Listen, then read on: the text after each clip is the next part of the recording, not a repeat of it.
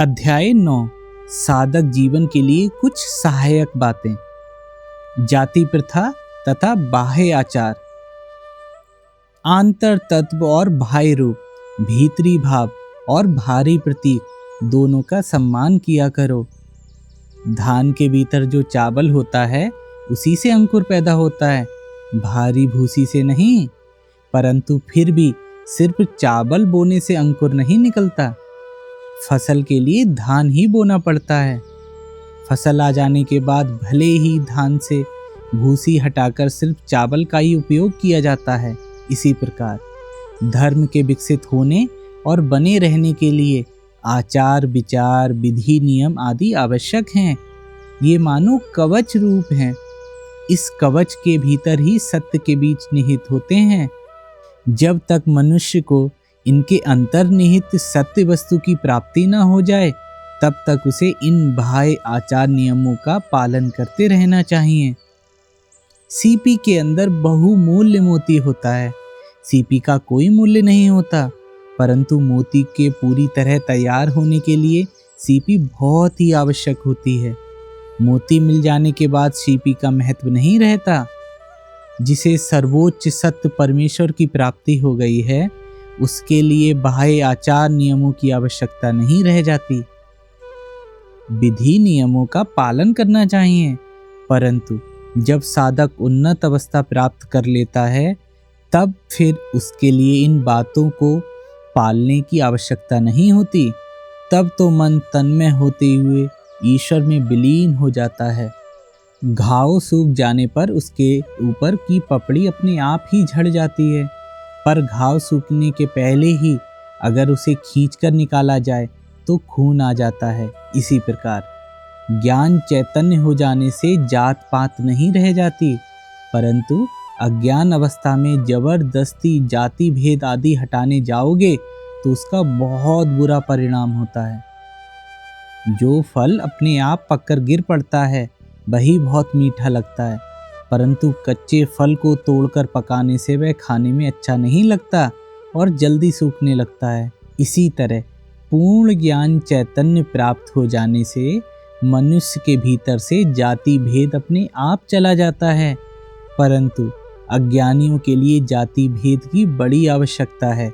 अज्ञान अवस्था में रहकर यदि कोई जात पात का भेद हटाकर यथोआचार विचार करते हुए सिद्ध का भाव दिखलाने लगे तो उसे जबरदस्ती पकाए हुए फल की तरह जानना। क्या ज्ञान लाभ के पश्चात यज्ञ उपवीत रखना ठीक है? आत्मज्ञान लाभ कर लेने पर कोई बंधन नहीं रह जाता, सभी बंधन अपने आप गिर पड़ते हैं।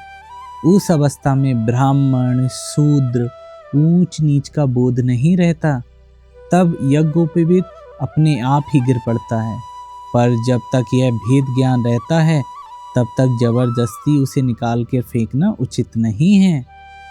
जब आंधी चलती है तब कौन सा बड़ है कौन सा पीपल यह पहचान में नहीं आता। इसी तरह जब ज्ञान चैतन्य की आंधी आ जाती है तब जाति भेद नहीं रह जाता। जो सच्चा भक्त है, जो आकंठ है, भगवत प्रेम का प्याला पीकर नशे में मतवाला बन गया है, वह सब समय सामाजिक बंधनों का पालन नहीं कर सकता। कृष्ण किशोर ने मुझसे पूछा था, तुमने जनेऊ क्यों फेंका ठाकुर? जब मेरी ये अवस्था हुई तब मुझ में अश्विन की आंधी उठाई और सब कुछ यहाँ से कहाँ उड़ा कर ले गई। पहले का कोई चिन्ह ही शेष नहीं रह गया, होश हवास ही नहीं रहा, बदन पर कपड़ा ही नहीं रहता था, तो जनेऊ भला कैसे रहता? इसलिए मैंने उससे कहा, एक बार तुम्हें भी वैसा भगवत उन्माद हो जाए तो तुम समझ पाओगे। जो भगवान का नाम लेता है वह पवित्र हो जाता है। अरियादहा के भक्त कृष्ण किशोर का कैसा विश्वास था। एक बार वह वृंदावन यात्रा को गया था।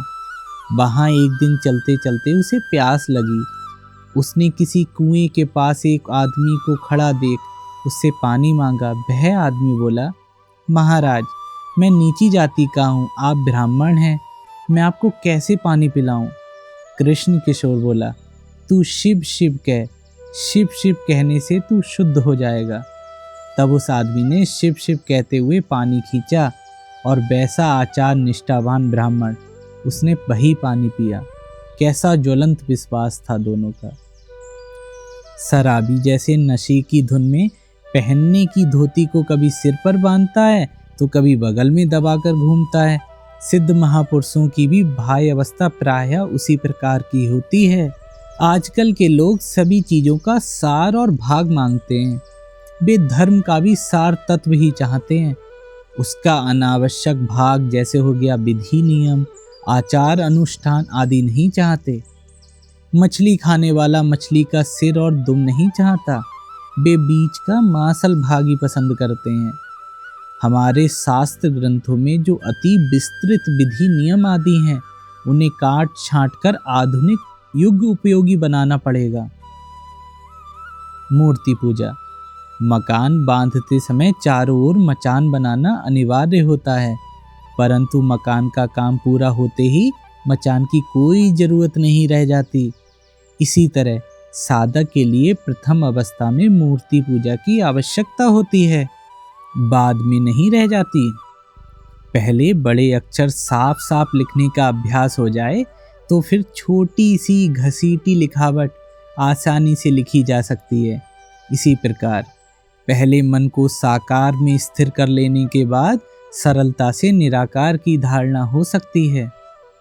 लक्ष्य भेदना सीखना हो तो पहले बड़ी वस्तुओं पर निशाना लगाना सीखा जाता है, इसके बाद में छोटी वस्तुओं पर भी निशाना आसानी से लगाया जा सकता है। इसी प्रकार पहले यदि साकार मूर्तियों पर मन स्थिर किया जाए, फिर बाद में मन निराकार पर भी सरलता से स्थिर किया जा सकता है।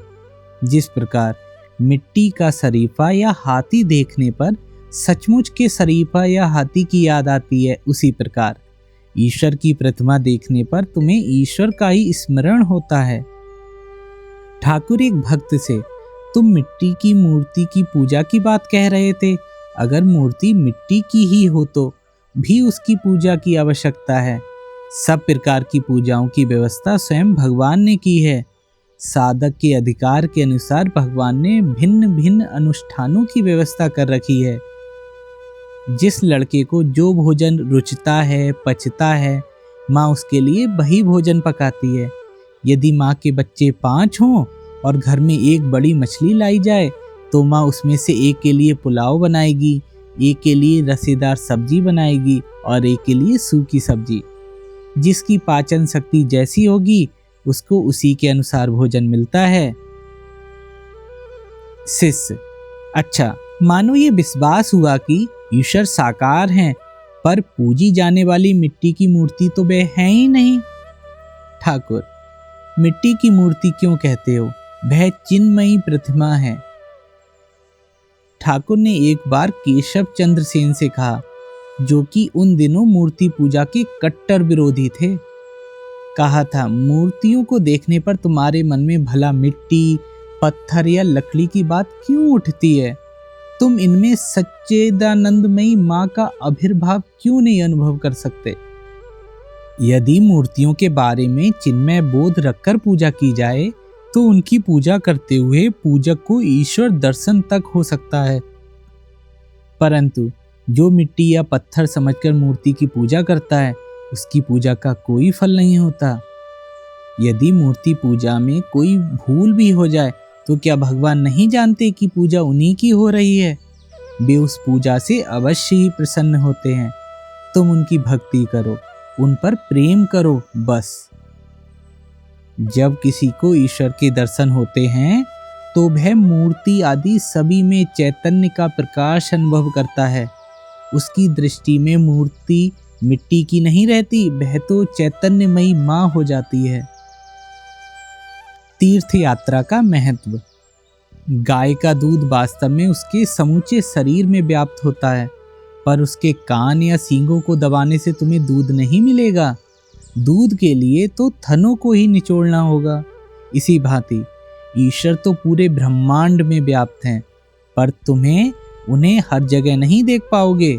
पावन तीर्थों और मंदिरों में जहाँ युग युग के साधक भक्तों के साधन भजन, पूजा, उपासना आदि के फलस्वरूप भक्ति भाव घनीभूत रूप से ओतप्रोत है। भगवान का विशेष प्रकाश विद्यमान है। यह निश्चित जानो कि जिस स्थान पर अनेक युगों से अनेक लोग ईश्वर दर्शन के उद्देश्य से जप तप ध्यान धारणा प्रार्थना उपासना आदि किया करते आए हैं, वहाँ भगवान का विशेष प्रकाश है। उनकी भक्ति के कारण वहाँ ईश्वरीय भाव घनीभूत होकर विद्यमान है। इसलिए ऐसे स्थान में मनुष्य को सहज में ईश्वरीय भाव का उद्दीपन तथा ईश्वर के दर्शन होते हैं। स्मरणातीत काल से असंख्य साधु भक्त तथा सिद्ध पुरुष इन तीर्थ क्षेत्रों में ईश्वर दर्शन के लिए आते रहे हैं तथा अन्य सभी वासनाओं को छोड़ उन्होंने यहाँ प्राणों की व्याकुलता से ईश्वर को पुकारा है। इसी कारण ईश्वर के सर्वत्र समान रूप से विराजमान होते हुए भी इन स्थानों में उनका विशेष प्रकाश होता है। जैसे जमीन को खोदने पर सभी जगह पानी मिल सकता है, परंतु जहाँ कुआं तालाब या झील हो वहाँ पानी के लिए जमीन खोदना नहीं पड़ता, जब चाहो तब तुरंत पानी मिल जाता है। जिस प्रकार भरपेट चारा खा चुकने के बाद गाय निश्चिंत होकर एक जगह बैठकर खाया हुआ उगलकर अच्छी तरह चबाती हुई जुगाली करती रहती है, उसी प्रकार देव स्थान तीर्थ क्षेत्र आदि का दर्शन कर आने के पश्चात उन स्थानों में मन में जो पवित्र भगवत भाव उदित हुए हैं उनके विषय में एकांत में बैठकर चिंतन मनन करना चाहिए, उन्हीं में डूब जाना चाहिए। दर्शन करके वापस आते ही मन से सब कुछ निकाल बाहर कर मन को रूप रस आदि विषयों में नहीं लगाना चाहिए। ऐसा करने से उन भगवत भावों का मन पर स्थायी परिणाम नहीं होता। दुनिया में चारों कोने घूमाओ, कहीं कुछ नहीं मिलेगा। जो यहाँ अपने हृदय में है वही वहाँ भी मिलेगा। जब श्री रामकृष्ण देव यह लोक में विद्यमान थे, उस समय बीच बीच में उनके कुछ शिष्य उनके निकट अपनी तीर्थ भ्रमण की इच्छा प्रकट किया करते थे। इस पर ठाकुर कहा करते थे, जिसके यहाँ अपने हृदय में है उसके वहाँ तीर्थ स्थानों में भी है, पर जिसके यहाँ नहीं है उसके वहाँ भी नहीं है। अथवा जिसके अंतःकरण में भक्ति भाव है, तीर्थ स्थानों में उसका वह भाव और भी अधिक बाधित होगा, परंतु जिसके हृदय में वह भाव नहीं है उसका वहाँ जाकर भी भला विशेष क्या होने वाला है। कई बार हमारे सुनने में आता है कि अमुक का बेटा काशी या अन्य किसी तीर्थ क्षेत्र में चला गया है, पर कुछ ही दिनों में फिर सुनाई देता है कि उसने वहाँ काफ़ी दौड़ धूप करके एक नौकरी जुटा ली और घर वालों को चिट्ठी लिखी है, पैसा भी भेजता है। तीर्थ क्षेत्र में वास करने जाकर कितने ही लोग वहाँ दुकान खोलकर व्यापार धंधा करने बैठ जाते हैं। मथुरा नाथ के साथ पश्चिम के तीर्थों में जाकर मैंने देखा, वहाँ भी आम के पेड़, इमली के पेड़ और वही बांस की झाड़ियाँ, जैसे यहाँ वैसे ही वहाँ। देखकर मैंने हृदय से कहा, अरे हरदू, फिर हम लोग यहाँ क्या देखने आए हैं? वहाँ जो है यहाँ भी वही है। सिर्फ मैदानों में पड़ी विष्ठा देखने पर मालूम होता है कि यहाँ के लोगों की पाचन शक्ति वहाँ के लोगों से अधिक है। सत्संग के लाभ। दूध और पानी को एक ही जगह रखने पर दोनों मिल जाते हैं, दूध अलग नहीं रह जाता। इसी प्रकार धर्म पिपासु नया साधक यदि संसार में सभी प्रकार के लोगों के साथ मिलता रहे तो वह अपना आदर्श तो खो ही बैठता है, साथ ही उसके भीतर से पहले का विश्वास भक्ति उत्साह सब ना जाने कहाँ चला जाता है, उसे इसका पता तक नहीं चलता। साधु संग धर्म साधना का एक प्रधान अंग है। एक आदमी लकड़ी लाकर आग जलाता है तो 10 आदमी उसकी गर्मी का लाभ उठाते हैं। इसी प्रकार कठोर साधना उग्र तपस्या कर जब कोई भगवान को प्राप्त कर लेता है तो उसके संपर्क में आकर उसके उपदेश अनुसार चलकर बहुत से लोग ईश्वर की ओर अग्रसर होने लगते हैं। जैसे वकील को देखने से मामले मुकदमे और कचहरी की याद आती है, वैसे ही साधु या भक्त को देखने से ईश्वर और धर्म संबंधी बातों का स्मरण होता है। जीवन कैसे बिताना चाहिए ठाकुर? जैसे चूल्हे में अंगार को बीच बीच में फूंककर उकसा देना पड़ता है ताकि वह बुझ ना जाए, वैसे ही बीच बीच में साधु संग करते हुए मन को सचेत और सतेज बनाए रखना चाहिए। जिस प्रकार लोहार बीच बीच में धौंकनी जलाकर भट्टी की आग को बनाए रखता है, उसी प्रकार साधु संग के द्वारा मन को सचेत बनाए रखना चाहिए। साधु संग मानो चावल का धोया हुआ जल है। किसी को अत्यधिक नशा चढ़ा हो तो उसे चावल का धोया हुआ पानी पिला देने से उसका सारा नशा उतर जाता है। इसी प्रकार साधु संग संसार में कामना वासना रूपी मद पीकर जो मत हुए हैं उनका नशा उतार देता है।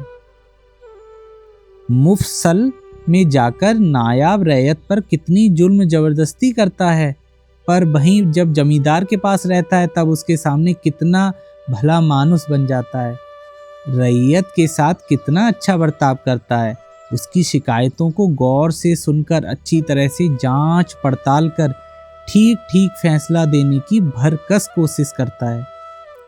जमींदार के डर से और उसकी संगति के गुण से अत्याचारी नायाब भी कितना भला बन जाता है। इसी तरह साधु संग क्रूर व्यक्तियों के मन में भी श्रद्धा युक्त भय जगाकर उन्हें सज्जन बना देते हैं। अगर चूल्हे की आग पर गीली लकड़ी भी रख दी जाए तो आंच लगाकर उसके भीतर का पानी सूख जाता है और लकड़ी जल उठती है। इसी तरह साधु संग के प्रभाव से संसारी जीवों के भीतर से कामनी कांचन रूपी जल सूखकर उसमें विवेक की अग्नि जल उठती है। पुराण में है, जगत जननी भगवती जब गिरिराज हिमालय की कन्या उमा के रूप में अवतीर्ण हुई थी, उस समय उन्होंने गिरिराज को अपने सर्वशक्तिमान स्वरूप का विभिन्न रूपों में दर्शन कराया। पर जब सब रूपों के दर्शन कर गिरिराज ने भगवती से कहा, बेटी, वेदों में जिस ब्रह्म के बारे में कहा है, अब मुझे उस ब्रह्म के दर्शन कराओ। तब देवी ने कहा, पिताजी, यदि तुम ब्रह्म दर्शन करना चाहते हो तो सर्व त्यागी साधुओं का संग करो। हाथी को यदि नहला धुलाकर छोड़ दिया जाए तो वह देखते ही देखते अपने आप को धूल में सना लेता है, परंतु यदि उसे नहलाने के बाद पील खाने में बांध दिया जाए तो फिर वह गंदा नहीं हो पाता। इसी प्रकार साधु संग आदि के द्वारा पवित्रता प्राप्त करने के बाद यदि तुम फिर संसारी लोगों से घनिष्ठता बढ़ाओ और मन को संसारी विषयों में छोड़ दो तो तुम्हारा वह पवित्र भाव शीघ्र ही चला जाएगा। परंतु मन को पवित्र कर यदि ईश्वर के चरणों में निबद्ध रखा जाए तो वह पवित्र भाव बना रहेगा। भगवान नाम का महात्म्य विषय आसक्त जीवों के लिए नारद पांचरात्र के अनुसार द्वैत भाव की भक्ति का अनुसरण करते हुए उच्च स्वर से नाम संकीर्तन करना सबसे सरल उपाय होता है। श्री रामकृष्ण एक भक्त से भक्ति के द्वारा इंद्रियां अपने आप वश में आ जाती हैं, बड़ी सरलता से उनका संयम हो जाता है। ईश्वर के प्रति प्रेम जितना अधिक बढ़ेगा, शरीर सुख भोगने की इच्छा उतनी ही घटती जाएगी। जिस दिन घर में संतान की मृत्यु हो जाती है, उस दिन क्या पति पत्नी का मन देह सुख की ओर जा सकता है? कभी नहीं। भक्त, पर मैं भगवान से प्रेम नहीं करना जानता। ठाकुर, सतत उनका नाम लेते रहो बस। इससे तुम्हारे भीतर के काम, क्रोध, शरीर सुख भोगने की जो वासना है वो सब दूर हो जाएगी। भक्त, पर मुझे भगवान के नाम में रस नहीं मिलता। ठाकुर, तब उन्हीं से व्याकुल होकर प्रार्थना करो जिससे तुम्हें नाम में रुचि हो, वे तुम्हारी प्रार्थना अवश्य सुनेंगे। सन्निपात के रोगी की यदि भोजन के प्रति रुचि जाती रहे तो फिर उसके बचे रहने की आशा नहीं रहती, पर यदि थोड़ी भी रुचि रहे तो बचने की बहुत आशा होती है। इसलिए नाम में रुचि पैदा करो, भगवान का नाम लेते रहो। दुर्गा नाम, कृष्ण नाम, शिव नाम, जो नाम तुम्हें अच्छा लगे वही लिया करो। यदि नाम लेते हुए दिनों दिन नाम के प्रति अनुराग बढ़ता जाए, उसमें अधिकाधिक आनंद मिले, तो फिर तुम्हें कोई भय नहीं है। तुम्हारा सन्निपात का विकार जरूर कट जाएगा, उनकी कृपा जरूर होगी। नाम क्या कम है, नाम और नामी अभिन्न हैं। सत्यभामा ने तुला पर एक ओर कृष्ण को चढ़ाकर दूसरी ओर स्वर्ण मणि माणिक्य आदि रखते हुए उन्हें तोलना चाहा, पर उसका सारा प्रयत्न असफल हुआ। परंतु जब रुक्मणी ने दूसरे पल्ले में तुलसी पत्र और कृष्ण नाम लिखकर धर दिया, तब दोनों पल्लों का भार समान हो गया था। यदि तुम ईश्वर के दर्शन करना चाहो तो हरि नाम पर दृढ़ विश्वास रखो, सद्विवेक करो। श्री चैतन्य देव ने कहा है, ईश्वर के नाम की बड़ी भारी महिमा है। तुरंत फल ना मिलने पर भी एक न एक दिन उसका फल अवश्य ही मिलेगा। घर की कार्निस पर पड़ा हुआ बीज कई सालों बाद घर के ढह जाने पर जमीन में जा पहुंचता है और तब उसमें पेड़ निकलकर उसमें फल लगते हैं।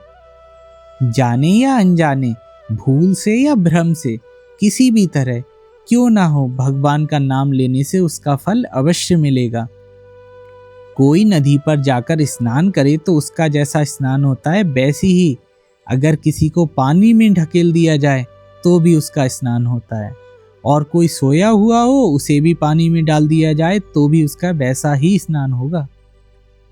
जाने अनजाने, किसी भी रीति से क्यों ना हो, अगर कोई अमृत कुंड में एक बार गिर पड़े तो वह अमर हो जाता है।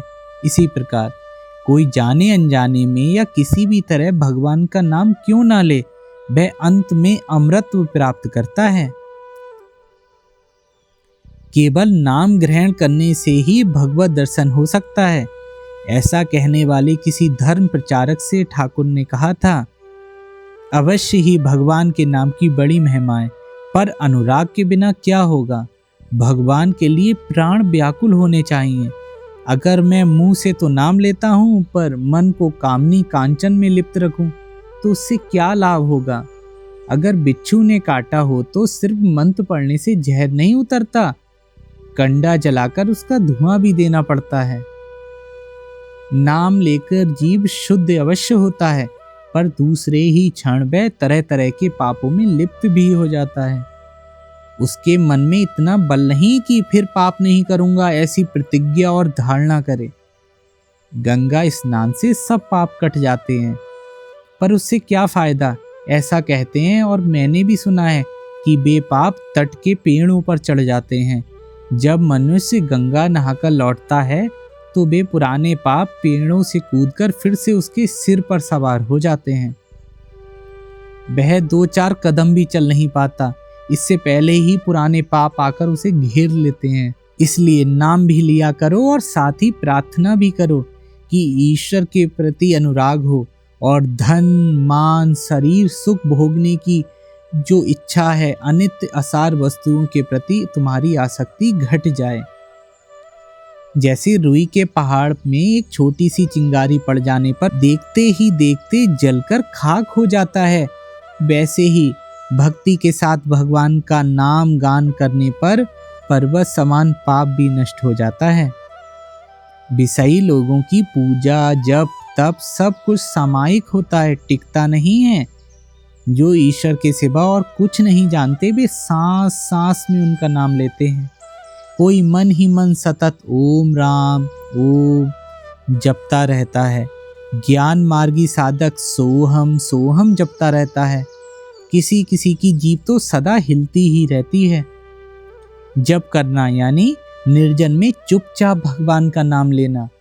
एकाग्र होकर भक्ति पूर्वक उनका नाम जपते रहने से उनके रूप में दर्शन अवश्य होते हैं, उनका साक्षात्कार होता है।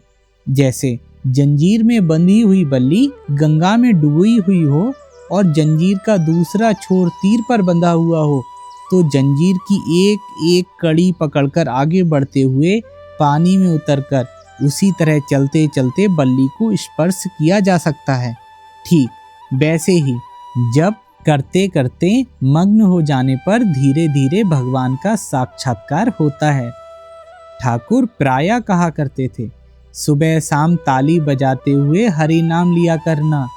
ऐसा करने से तुम्हारे सारे पाप ताप दूर हो जाएंगे।